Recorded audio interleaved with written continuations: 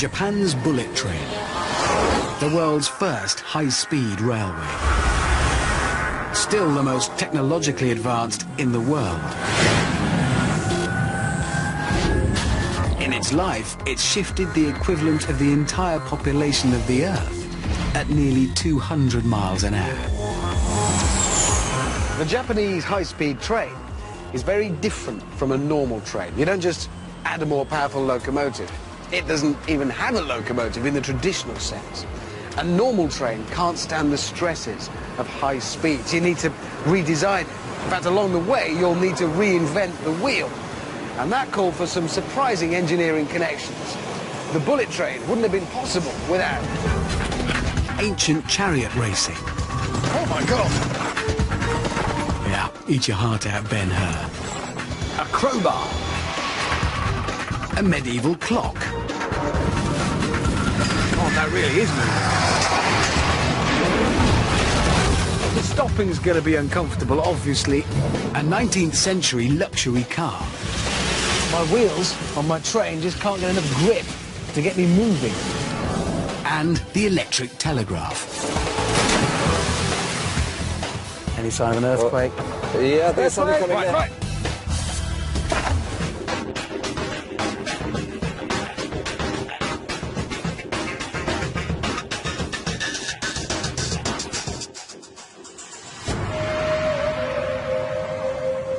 Japan, a rugged land of volcanic mountains and devastating earthquakes.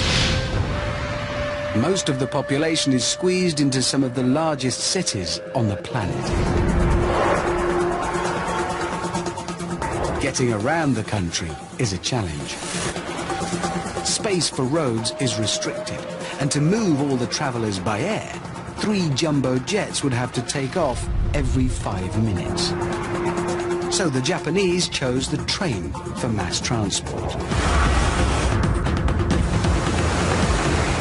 They transformed the humble train into an iconic and sophisticated engineering marvel.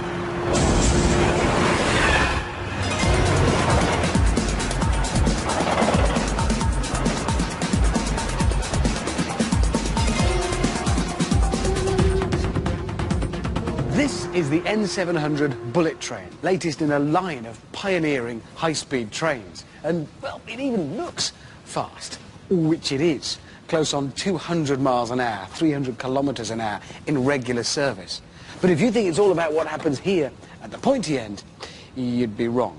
It's much more radical than that. The whole thing is a system designed to get up to speed, then to corner safely and comfortably, even to stop automatically if there's an earthquake. It is quite a train. How do you turn a normal train into a bullet train? It starts with the simplest thing: the shape of the wheels. You would think the one place where a wheeled vehicle would have no problems at all is a straight piece of track like this. I mean, you've got wheels, rails, no bends. What can possibly go wrong? In fact, everything can go wrong if the wheels are the wrong shape. I mean, it's still round. Round is good in a wheel. But it's the part that touches the track here that makes contact. That is absolutely critical. Without the help of a medieval clock, a high-speed train could simply throw itself off the rails.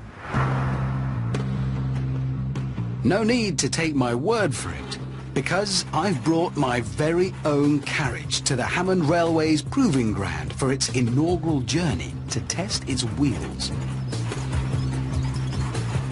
It's not a grand design.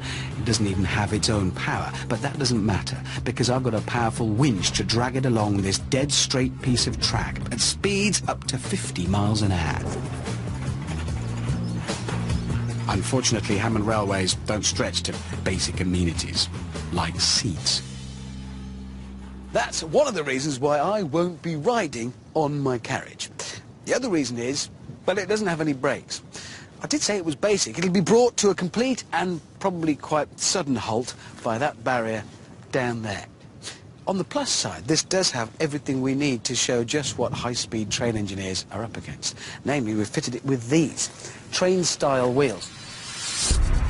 They're exaggerated, yes, but just like real train wheels, they're conical, angled where they rest on the track. They might look pretty odd, but according to Paul Allen, an expert in wheel dynamics, they'll show clearly what happens to real trains travelling at speed. Finally, Hammond Rail is offering a feature never before seen on trains: basketballs on poles. They'll show how the carriage moves. He's revving his V8 muscle car from 1970s. There he goes.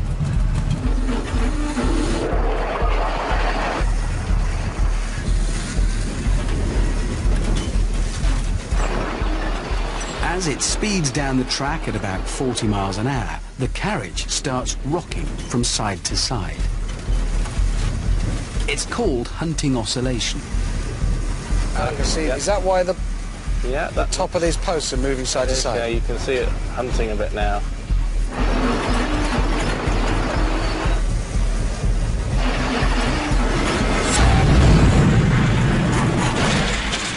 That's not gone at all well for it, has it? That's a bad thing. The kind of thing you need to avoid in a real train. And this isn't just a problem for Hammond Rail. Real trains have derailed on straight track, and the repeated sideways movement can also damage the track itself, like this one in Germany. Wobbling along a dead straight track is the fault of those cone-shaped wheels. So they don't seem like such a good idea. Why aren't they flat? Well, the problem with flat wheels is we need to get round a curve. Yeah. So if we try and do that with flat wheels, Right. I've got my flat wheel here. We run it down the track. See, it works. It doesn't work. It doesn't not so work. much. Yes, but we all know train wheels, they're round, but then they have like a flange on them that keeps them in the track. Flanges are the metal lips that sit down the side of the tracks.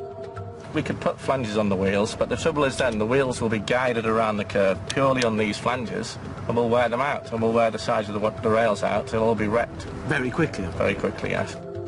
So, it's back to those conical wheels.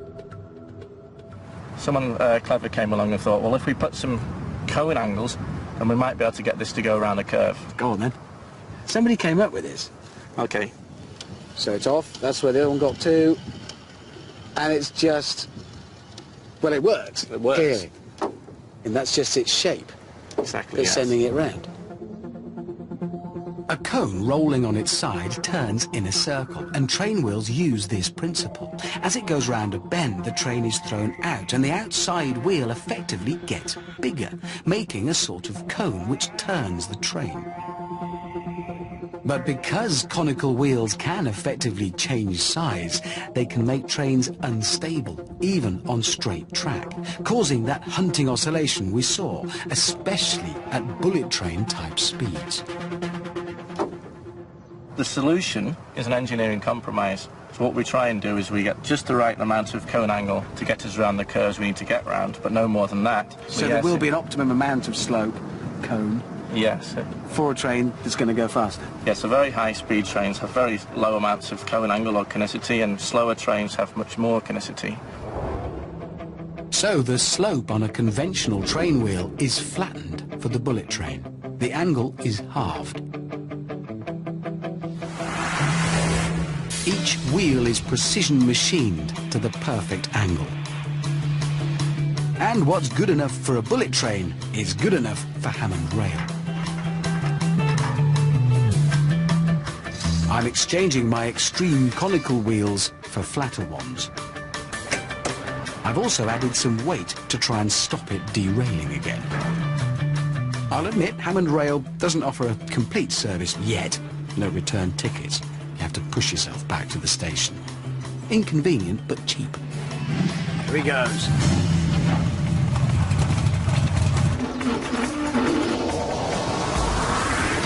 So what we're looking for here is a steady ride. Nice ride. No hunting. That's perfectly happy. That is going quick, actually.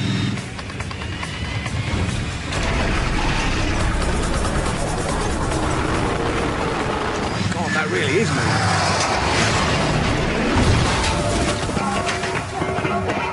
The stopping's going to be uncomfortable, obviously, in a real situation. The flatter wheels have eliminated hunting oscillation. Look how steady the basketball telltales are. My carriage travels straight and true on the rails, which means it can go really fast. But still nowhere near as fast as a bullet train. For those kinds of speeds, the engineers couldn't just rely on flatter wheels to avoid hunting oscillation. They needed a two-part solution. The second part of which lay at the heart of a medieval clock. Before clocks were invented, time was pretty fluid, but medieval monks wanted regular prayer times. They needed precise clocks. And that particular prayer was answered for them around the middle of the 15th century with the invention of a new type of clock. And the device that transformed clockmaking, monastic life, and ultimately the bullet train was this, the coiled spring. There's one in here, in this clock as well.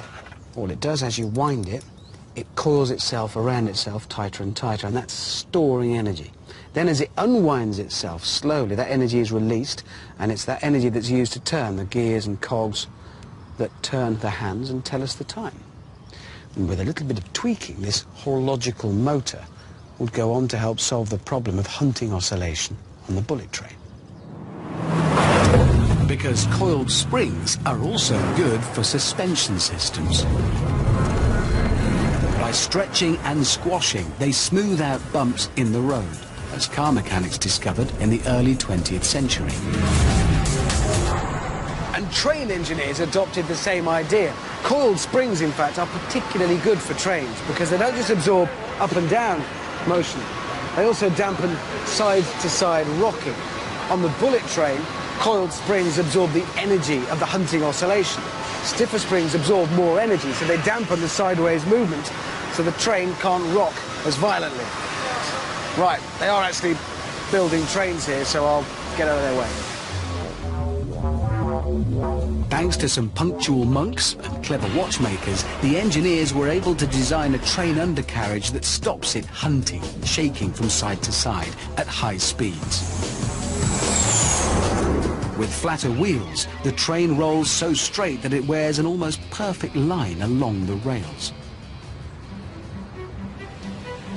The machining of the wheels is the beginning of the journey for the bullet train. It ends up like this, a brand new bullet train. And once built, it's ready to take its first high-speed journey.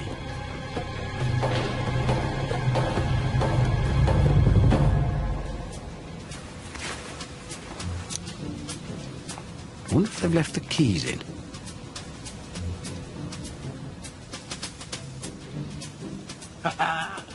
Here it is, the business end. I'm guessing flat out. What, close to 200 miles an hour, 300 kilometers an hour. Being a train driver is quite exciting again. This might be in the workshop, but it is actually wired up and ready to go. It'll be driven out of here. But not now, not by me.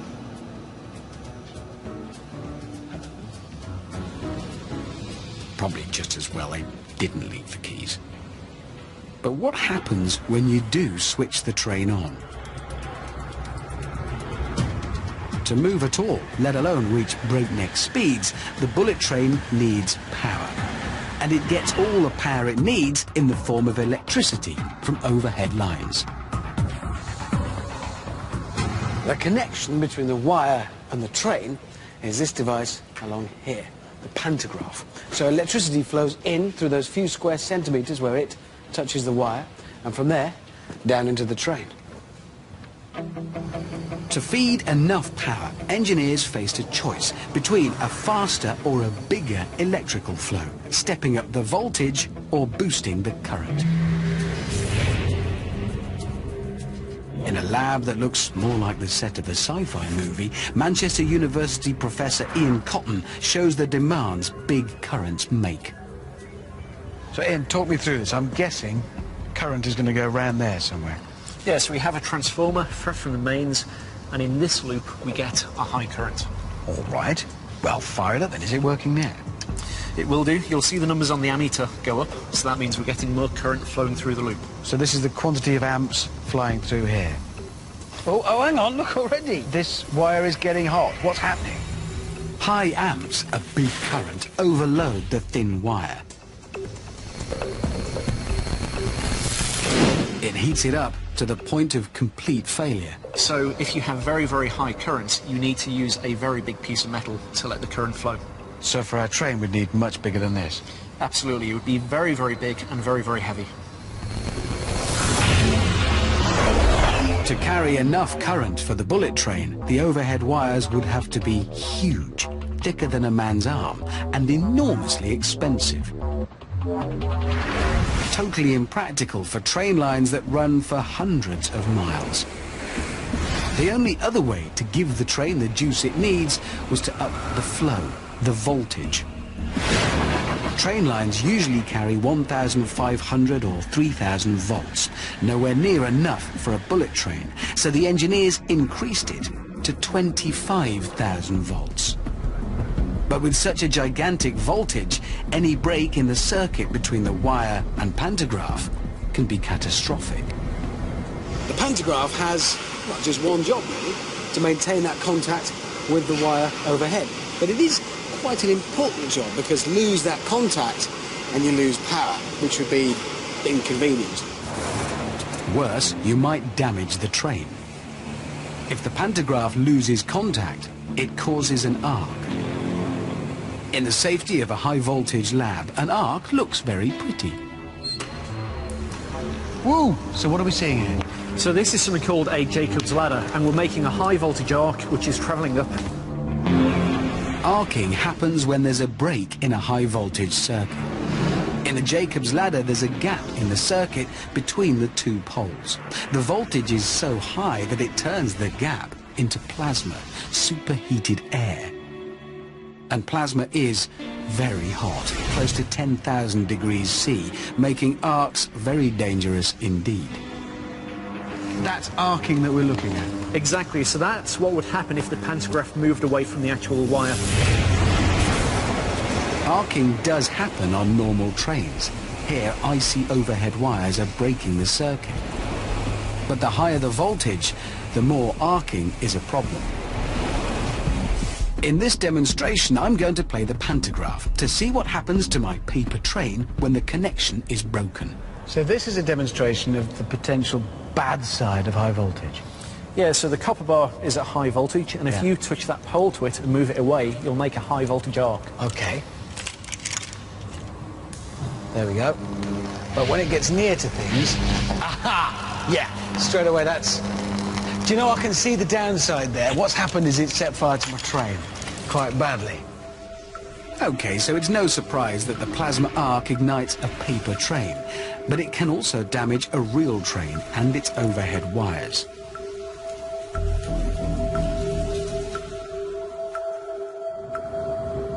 To prevent damage that could take whole lines out of action, the engineers needed a pantograph that would not lose contact with the overhead wire. And the key to their solution lies in this. It's just a crowbar. Well, a lever. And used in the right way, it can keep the pantograph pressing against the wire no matter what. Which is a good thing, because you really don't want to mess about with dodgy connections and massively powerful electrical supplies. Levers are essentially pretty simple devices. There's something long, like this, that pivots around a fulcrum, like that. The longer the lever, the more it can lift. So, to move something heavy like this anvil, I'm going to need a longer lever. Yeah, that should do the job. In place, and, well, that's easy. It was the Greek scientist Archimedes who first worked out the significance of the distance between fulcrum and where the force acts on a lever. He reckoned, rather famously, that with a long enough lever he could move the Earth. Though he would, of course, have needed somewhere to stand to do it. The bullet train's unique pantograph acts like a lever too. A spring pulls the pantograph up. If the spring contracts, it pulls with less force.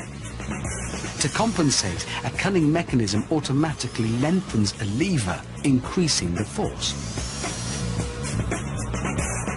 The whole thing is a compensatory mechanism, and the result is a constant pressure against that wire. And so far, they've been able to keep the train supplied with high voltage power without frying the pantographs.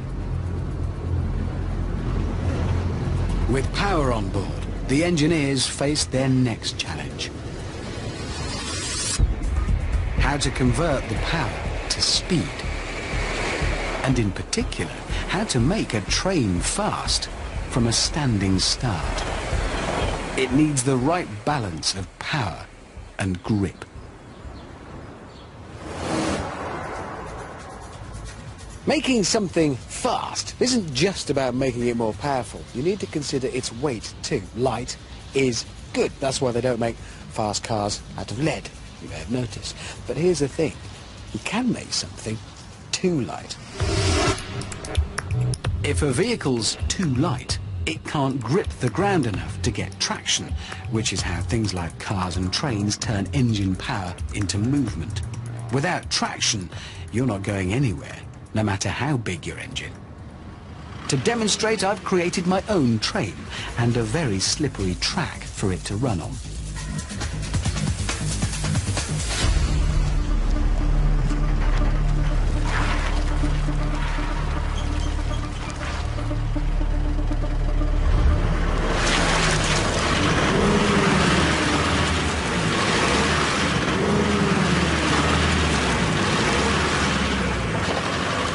Yeah, well, as I think you can see, no matter how much power I use, no matter how much oomph I give it, and I'm giving it plenty, my wheels on my train just can't get enough grip to get me moving.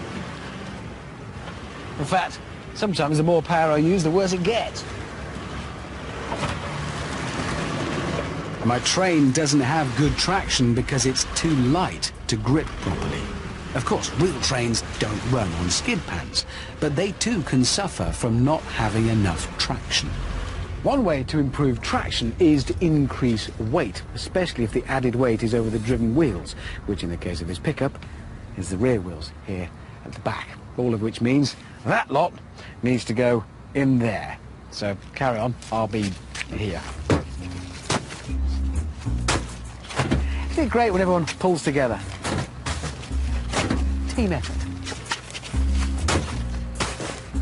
There we go. The last bag in place. I did all of that there. Those bags then, the weight right over the driven wheels at the back of the truck. Time to test it. We have added about half a ton above the rear axle.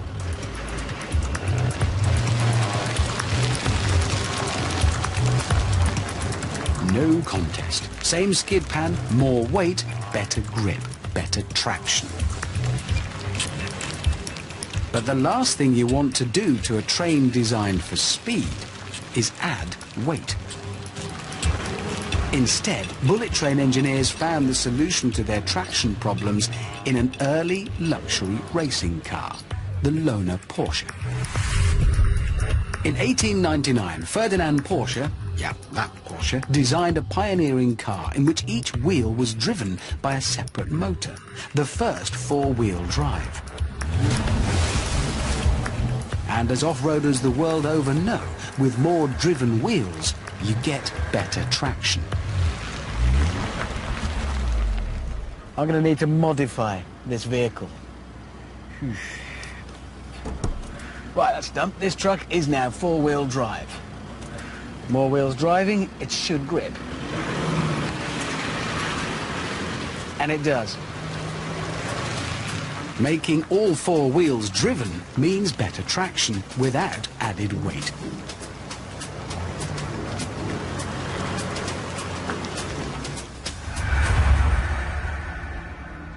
And the Japanese did exactly the same with the bullet train, flipping the traditional train around completely. Conventional trains use locomotives, big, heavy powerhouses that pull or push the other carriages along. But the bullet train engineers have kind of turned that principle on its head, because the pointy carriages at the front and the very back of this train have no engines. Instead, all the other carriages do. It's called a multiple unit system, and on this train, 14 of the 16 carriages have their own motors. In here, each motor drives 2 wheels, so it is, by my reckoning, 112-wheel drive. Good traction without the extra weight means it can accelerate suitably quickly for a bullet train. All thanks to a 19th century 4x4. The next challenge for the engineers was how to keep that speed up round corners. Cornering too fast is a problem for any vehicle.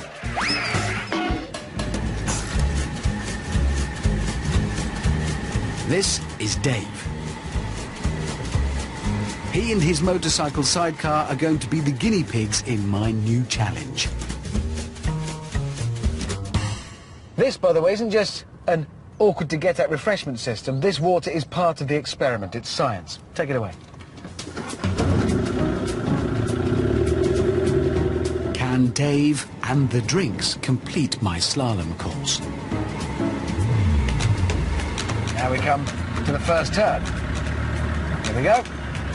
Dave and I go one way, and the drinks go the other. I'm going to be thirsty. I mean... Dave? Saw my drink's gone. No big surprises there, OK, but in the interest of science, we must dot the I's and cross the T's. We all know the feeling, if you've ever been around any sort of corner at speed, when you feel you're being pushed to the side. It's called centrifugal force, and basically it's because your body as an object, wants to carry on going in a straight line, but the car, or bike, is pulling you that way. So relative to it, you feel a force throwing you that way. And centrifugal force can have deadly consequences. In Osaka in 2005, a commuter train took a bend too fast and flew off the tracks. 107 people died. Thankfully, derailment is rare. But tight bends and high speeds produce strong centrifugal forces. Bullet train engineers didn't want to slow the trains down. To get round the problem, they turned to some of the very first wheeled vehicles. Chariots. Ancient charioteers knew how to corner quickly without flying off track, and so did their modern counterparts. This is a modern chariot, a scurry. Jeff Osborne is our Ben-Hur, and these are his ponies, Zig and Zag. So what am I going to Well, what do? you're going to do, you're going to keep the car stable. I thought I was just sitting a bit of passenger. I was going to bring a book. No, you're not going to read a book. You're going to lean this way and lean that way. So if I get it wrong... We'll roll over. These modern charioteers race around twisty courses with lots of cornering. And to keep the scurry stable, usually Alison sits on the back and leans into the turns. But today, I'm doing it. No pressure then. Never let go. If a pony trips, you'll be straight out the back. Bad. So, 1, 2, lean. 1, 2, lean, and I lean the way As and far then as into you the can. turn as far as I can Yeah. go. If the wheel starts coming off the ground, you lean further. Right. So, after that, frankly, terrifying briefing, we're off. This is nice. I like this speed. This is fast.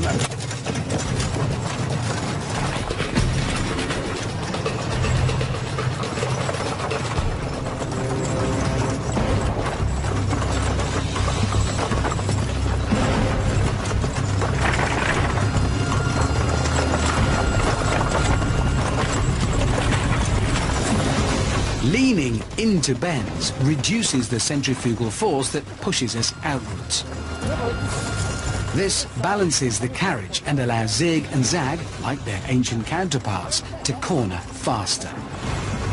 It's a technique first recorded by ancient Greek author Homer in his epic account of the Trojan War, the Iliad. ancient charioteers couldn't possibly have known about the Newtonian laws of inertia and centrifugal force. How could they? They hadn't been invented yet. But somehow they instinctively knew that leaning helps you turn faster. I'm sure it looks lovely, but it's really frightening. But what about my prototype mobile bar? To see if leaning is the key to success, I fired Dave and drafted in Frank.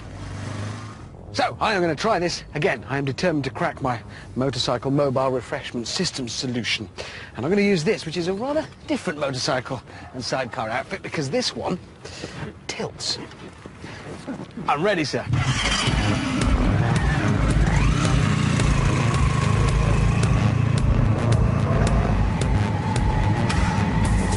This sidecar tilts instantly and effortlessly as it corners, keeping my drinks firmly in place.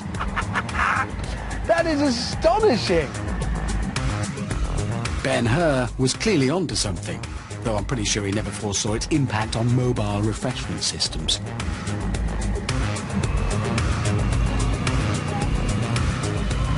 Science works! Who'd have thought? So, the more they lean, the less the force pushing outwards on sidecars, chariots, and trains. To make trains lean, tracks are banked, inclined into the bend. And that worked well for older, slower trains. But bullet trains are so fast, they need to lean even further into bends. Bullet train engineers didn't need to wait for reports from uncomfortable passengers to know that banking alone isn't enough. This simulator can replicate the sensations of the bullet train travelling at any speed, on any kind of track. Today's experiment, cornering at nearly 200 miles an hour. Right now, going in a straight line, and I'll admit I'm completely convinced, as far as I'm concerned, I'm in a high-speed train. And as we go into the bend, this has been set up to simulate just a banked track.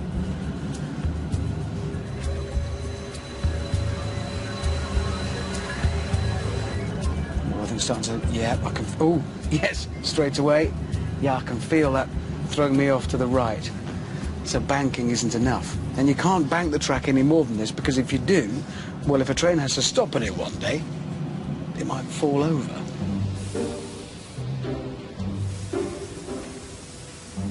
Which is where Ben-Hur comes to the rescue.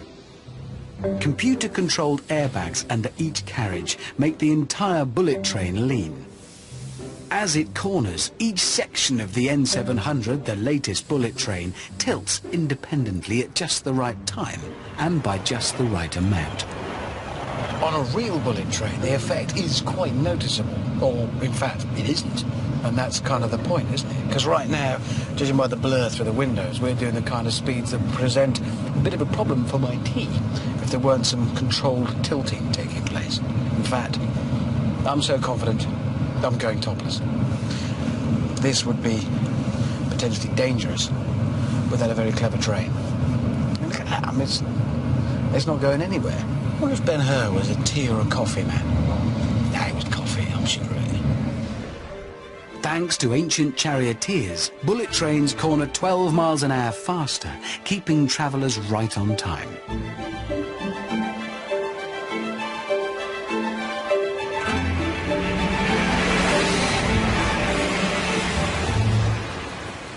So, bullet trains stay on track, along straights and around bends, as long as the track itself stays in place.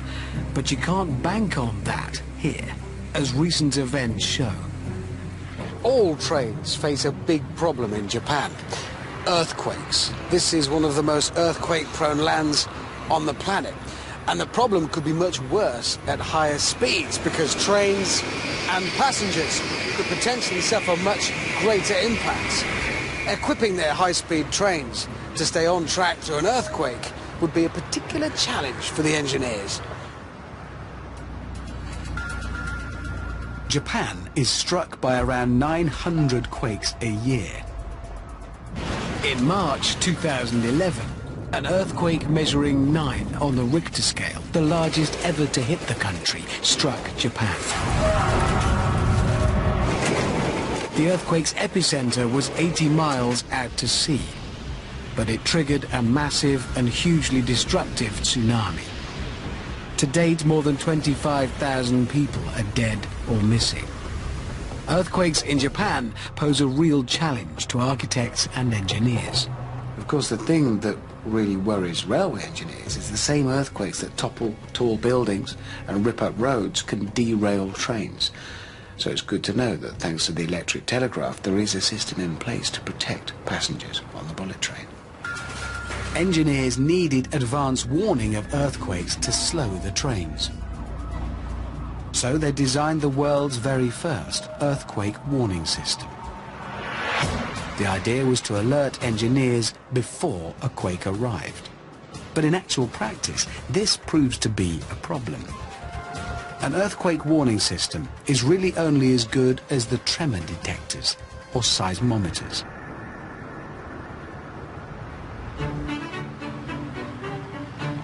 To understand the problem, we need an earthquake. And back in England, you can wait all day for one to come along. But according to earthquake expert Hugh Hunt, a lake and a large weight will replicate the key components of a seismic shock. And a precarious tower of blocks will play the part of its potential victim. Right, Hugh, we've assembled everything you asked for. We're in a boat on a small lake, and over there is a digger with a big weight in it. How's this an earthquake? Well, we can simulate an earthquake by dropping this lump of metal into the water, and it's going to create a wave. And in an earthquake, you've got waves in the ground. Hugh has set up a system to warn me of the quake before it strikes, so I can try to protect the tower. It all depends on this. That thing there is a seismometer. It measures motion. Hugh's seismometer should detect the quake and trigger a warning on his laptop. So we have an earthquake detection system down there attached to my tower. Yeah. So it's going to know when there's an earthquake. I'm going to use my earthquake detection system to tell you when you have to take action to protect the tower, right? So this is my earthquake. That's the earthquake protection system. Okay, Richard, ready for an earthquake? Yeah, I am, yeah. Right, so I'm going to ignore the sound of a large weight dropping into the water 20 meters away from me. I won't move until Hugh's warning system detects the quake. Okay, earthquake, go!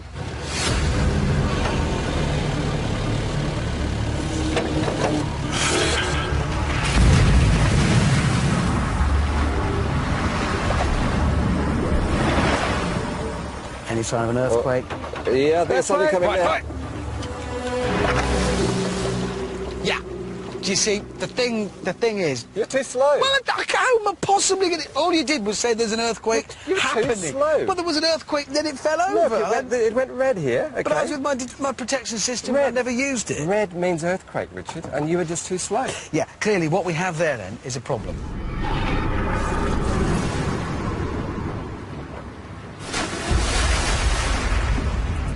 Hugh's system only detects an earthquake when it's arrived.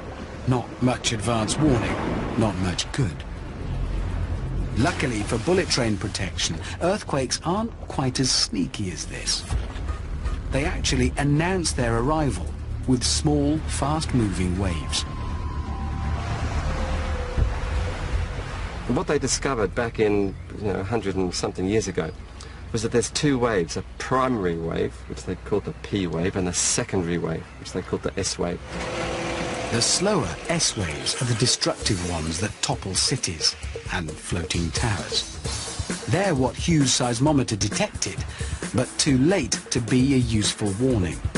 The key to advance warning is to detect the faster P waves. But unfortunately, P waves are much smaller than S waves. You need a more sensitive seismometer.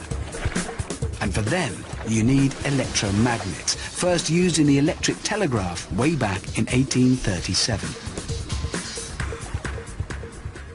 This is a working model of a device that quite probably represents the very first use of electricity for, well, anything. And it's actually a machine used to communicate between railway stations. Central to it is electromagnetism. Behind the metal needles are coils of wire. Passing a current through a coil turns it into an electromagnet, which moves the needle. Reversing the current moves the needle in the opposite direction. If I pass a current through the coil, the needle moves. If I switch it and pass the current the other way, the polarity switches, the needle moves the other way. All I needed then was a map of letters, and you can point to them if I want to spell an H or an I or a K. If I want to do an E, point both needles. Hasn't got all the letters, there are only 20 on here, so it's an early form of texting. 150 years later, the electric telegraph has made way for mobiles and the internet, but electromagnets are still very useful. This isn't a telegraph machine, obviously it's a crane, quite a big one. But the important bit is at the business end there, because it's an electromagnet.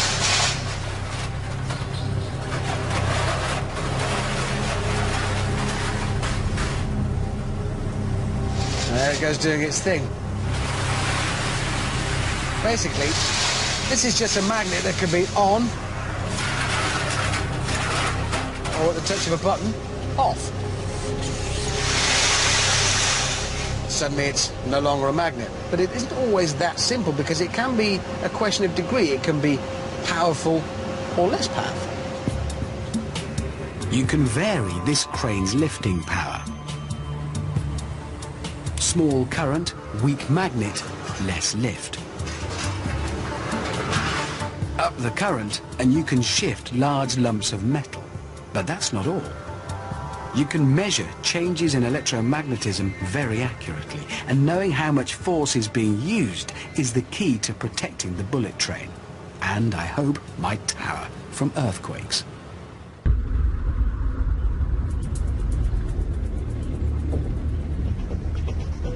Back on the lake, I'm going to update my earthquake warning system. This time, sensor expert Sean Gosen is coming aboard with a sophisticated electromagnetic seismometer. So, Sean, you came aboard bringing with you your posher piece of kit. What essentially is the difference between... This is the real deal, isn't it? This is... Yes, it's much more sensitive. Sean's seismometer uses electromagnets to detect tiny movements, such as the pulses of P waves. So will you be able to detect these finer P waves that Hugh singularly failed to do? Well, Thanks, Richard. Well, your earthquake warning system consisted of saying there's an earthquake and everything's fallen over. Sean's seismometer is so sensitive it needs to be placed on the stable lake bed. OK, well, if everybody's in the right place, we'll give this a go. I promise not to look. I'll just wait until I get a warning from Sean. We're both monitoring our system. Yeah. Are we ready for an earthquake? Go!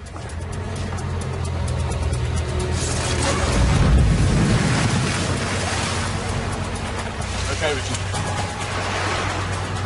I've deployed my system. That is an early warning. Look at that. Oh!